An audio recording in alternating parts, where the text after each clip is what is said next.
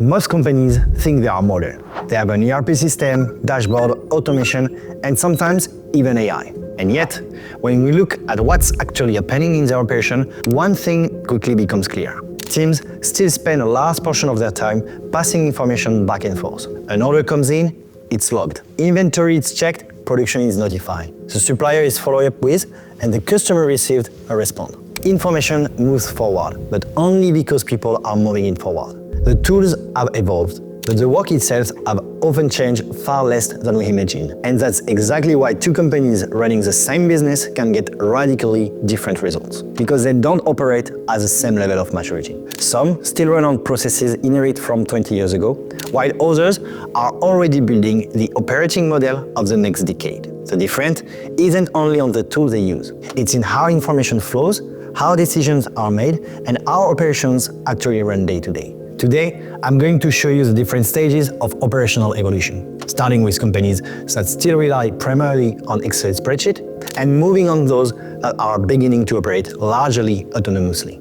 You will see that once you reach a certain level, the goal is no longer to go faster. The change is elsewhere. Some tasks just stop existing. Things that used to take hours every week simply disappear. And once you understand this progression, you also understand why certain companies will pull ahead significantly over the next few years. When we talk about digital transformation, we often think about tools, an ERP, a CRM, dashboards, automation, sometimes even AI. But the real issue has never been the technology itself. The real issue is much simpler than that. How much effort does it still take to move information from point A to point B? And here is the thing. Every major step in this evolution comes down to one idea: reducing friction. For more than 30 years, every major transformation has been about eliminating part of that friction. First, structuring information, then centralizing it, then connecting it. And today, by starting to make it autonomous. To understand where we truly stand today, let's look at the 7 levels of operational evolution. At this first level, the company runs primarily on files and human input: Excel spreadsheet, email, PDF, share folders, and sometimes even handwritten notes pass from one desk to another. Each department organizes its work as best as it can. Sales tracks order on its own. Purchase manages supplier on its own spreadsheet. Production builds its own schedule. And logistics keeps its list up to date. At first glance, everything seems to be working. The information exists, the team are working, and customers are being served. The real problem isn't a lack of information, because you have plenty of it. It's what it's all over the place. Each team has its own version of reality, and nobody has a full picture. So when an order comes in, it passes through several hands before it reaches the right people. Someone transfers it, copies it, and re-enters it. Sometimes more than once. At every step, something can go wrong, like a forgotten detail, a typo, an outdated version, a message that never arrives. Gradually, this small discrepancy piles up. The inventory on the software no longer matches actual inventory, lead times become harder to predict, and teams spend part of their day verifying numbers, confirming information, or searching for data that already exists somewhere in the company. A huge part of the work just becomes down to one question: what is the right information? As long as the company stays small, this model can work. Teams know each other, communication is quick, and people's experience often makes up for the system weaknesses. But as the business grows, this structure becomes fragile because everything relies on people, on their memory, their habits, and their ability to know where to look and who to call. Orders still get delivered, customers are still served, but in reality, the company runs more on human effort than on its system. The teams fill the gaps, connect the dots, and keep everything moving, and that's exactly what defines level 1. The company has data, but it doesn't yet have a system. At this stage, the company has realized that Excel spreadsheets are no longer enough. The system is growing, teams are expanding, volume are increasing, and errors that once went relatively unnoticed are starting to have real consequences.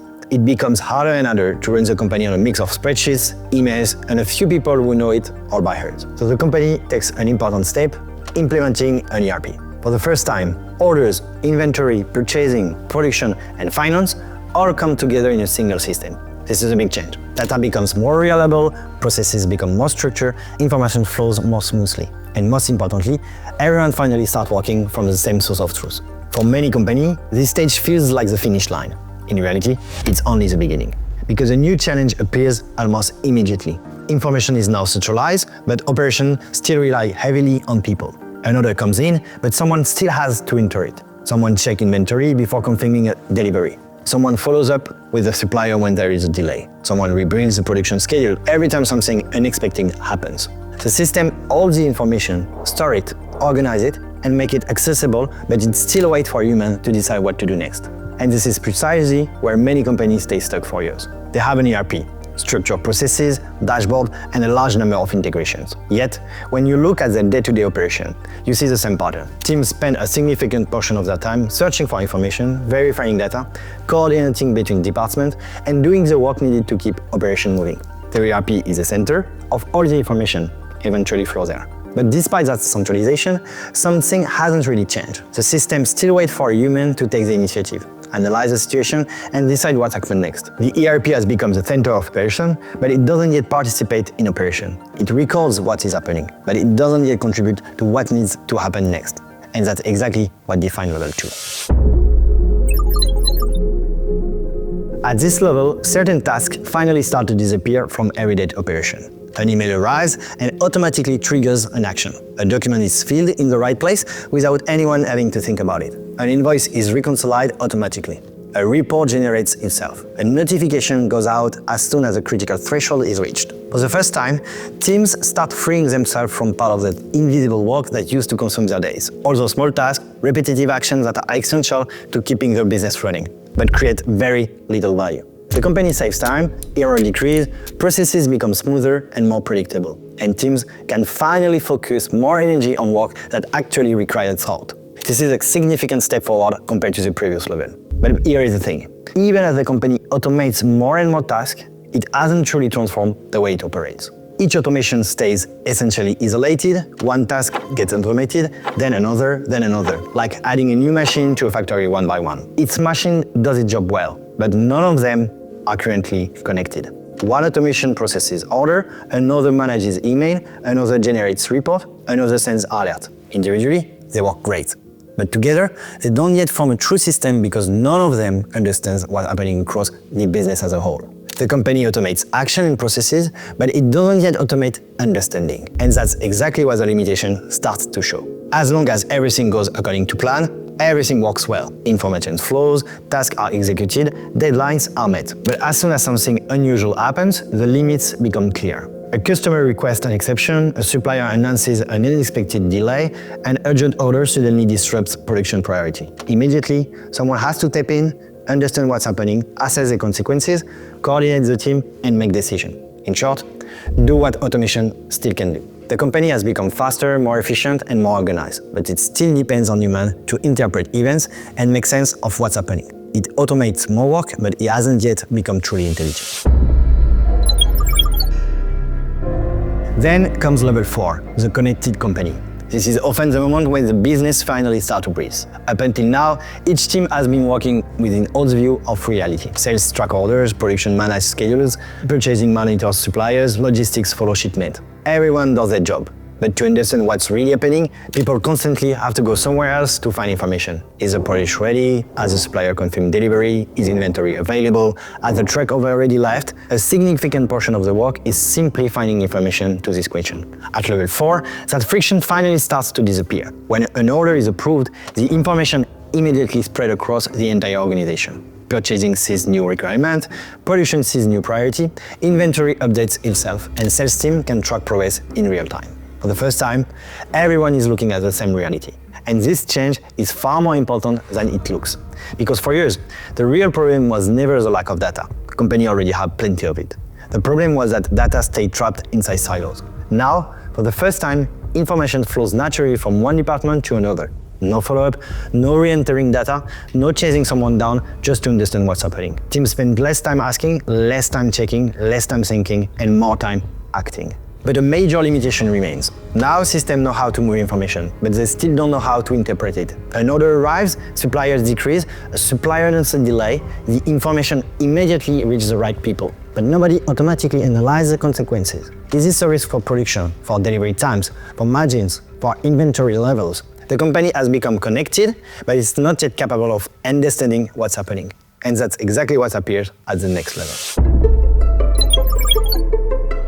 Then comes level 5, the moment when the company stops simply accumulating data and start actually understanding it. This is where AI genuinely enters operation. Up until now, whenever an important question came up, someone had to go find the answer in a spreadsheet, a report, several software systems, or sometimes across multiple teams. The information already existed, but finding it, connecting it, and making sense of it still took time. At level 5, that logic is completely reversed. You no longer spend time on looking for information. You start interacting directly with the business. Why are margins declining? Which customer actually generates the most value? Which products are at risk of running out next month? Which suppliers are gradually becoming a risk? A few seconds later, an answer appears, and not a collection of charts that need to be analyzed, or an Excel file that needs to be rebuilt. A clear, direct, actionable answer. AI can now connect sales, inventory, purchasing, production, and finance to finally understand what's happening across the company. It identifies emerging trends, detect anomaly, surface opportunities, and flags risk before they become real problems, which would otherwise go unnoticed. For many organizations, this stage already represents a major shift, because access to knowledge no longer depends on an ERP expert, an analyst, or the one person who knows exactly where the information lives. Knowledge becomes accessible to everyone. But a major limitation remains again. AI understands the situation, explains it, makes recommendations, highlights the best option, and then it stops. The decision is still human. The action is still human. The company can now understand what's happening, but it still doesn't act on its own. And that's exactly what brings us to the next level. From this point on, something changes fundamentally. Up until now, software existed to assist team. It provided information, automated certain tasks, and helped people make decisions, but the work itself stayed largely in human hands. At level 6, that logic starts to reverse. Systems no longer simply a system, they start taking action. Imagine you decide to launch a new product line. In a traditional company, that decision immediately kicks off a long chain of tasks. New product references need to be created, catalogs updated, procurement planned, inventory level checked, production capacity adjusted, quotes prepared, team informed, supplier contacted, and everything coordinated to make sure nothing falls through the cracks. We're talking about dozens of tasks, hundreds of clicks, and weeks of back and forth. In an agentic company, the discussion changes completely. You no longer ask who is going to handle all of this. You simply say, let's launch this new product line. And from that moment, the agents get to work. One creates the new items, another prepares the required purchase orders, another checks available production capability, another analyzes the impact on inventory, and finally, the last one prepares the commercial document. Information gets updated, workflow executed, and relevant teams are notified, and operations coordinate with each other, all directly within the company system, without the team spending the day copying, moving, or re-entering data from one tool to another. This is exactly where people often confuse level 5 and level 6. At level 5, AI helps you understand what to do. At level 6, it starts doing it. You no longer get a recommendation, you get an action. But here's something important to understand. Humans don't disappear. Their role changes. They still define the direction, which market to enter, which products to launch, which customer to serve, which priority to pursue. The agents take care of execution. For the first time, strategy and operations start functioning as a single system. The company decides, the agents act, and operations begin to follow strategy almost automatically. And then we reach the final level, the level where the company gradually stops being a machine that a human needs to operate every day, and becomes an organization capable of running almost on its own. At first glance, the change doesn't seem spectacular. The offices are the same, teams are the same, customers are the same, even products are the same. And yet, something has changed deeply, maybe more than at any previous stages. At level 6, agents execute work. At level 7, the system starts understanding what truly deserves its attention. It's no longer just monitor orders, inventory, or deadline. It understands the relationship between them. A gradual increase in demand, a supplier's reliability is starting to slip, a margin that's slowly deteriorating. Taken individually, these events seem insignificant. But together, they reveal a trend that tells a story. And that story, the system learns to read.